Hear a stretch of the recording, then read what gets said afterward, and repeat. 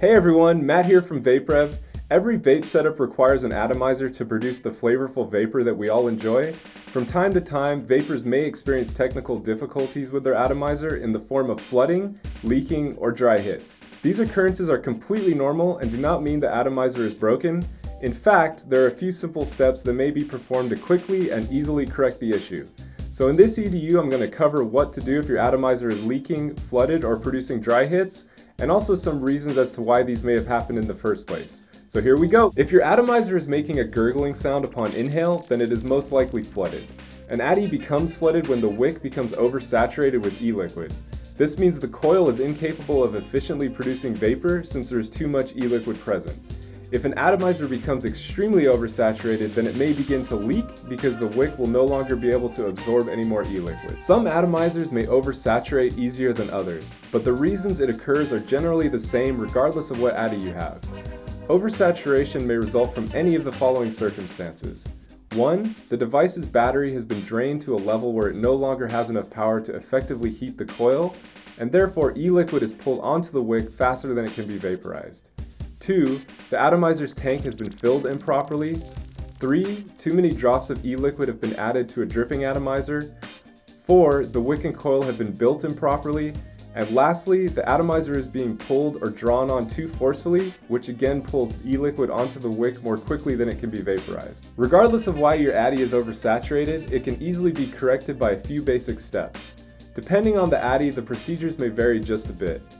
If you're using a disposable tank atomizer such as the Kanger T3 or Pro Tank, you troubleshoot it by unthreading the bottom cap from the tank and absorbing the excess e-liquid using a cloth or paper towel. Once you have done this, rethread the bottom cap onto the tank section and use the atomizer as you normally would. If a cartomizer tank is your setup of choice, then oversaturation may be corrected by unthreading the carto tank from your device and hold it upside down so that liquid is no longer covering the hole. Then blow air through the threaded portion of the cartomizer like this. This will push the excess e-liquid towards the top of the cartomizer's polyfill and allow you to absorb it using a cloth or a paper towel. Repeat this process 2 or 3 times and then rethread the carto onto your device and use it again as you normally would. If you're using a rebuildable atomizer, then the process for resolution will differ based on the atomizer's design. For RBAs like the K-Fun Lite Plus, you'll want to turn it upside down and blow air through the air intake. Hold a cloth or a paper towel under the mouthpiece to absorb the excess e-liquid that is pushed out.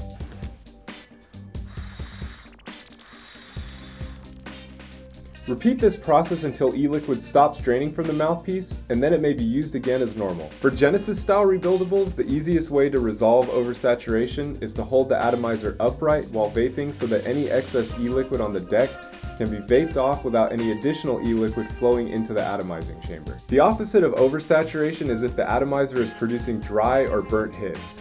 This will occur if the wick is undersaturated with e-liquid. This may happen due to a few reasons, including 1. The atomizer's tank is empty. 2. The wick and coil has been built improperly. 3. The voltage setting is too high for the atomizer's resistance. 4. The atomizer is burned out and needs to be replaced if it is disposable, or rebuilt if it is rebuildable. And lastly, the atomizer has not been fully or effectively primed. If you experience dry or burnt hits, then there are a few steps that may be followed to correct the issue. First, check to make sure that your tank is filled with an adequate amount of e-liquid.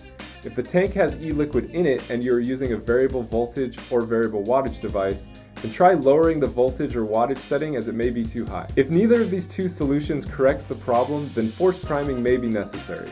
The easiest way to do this with any atomizer is to take a few dry pulls on the atomizer. This is where you draw sharply on the atomizer as if you were vaping, but do this without pressing the power button or the switch, like this.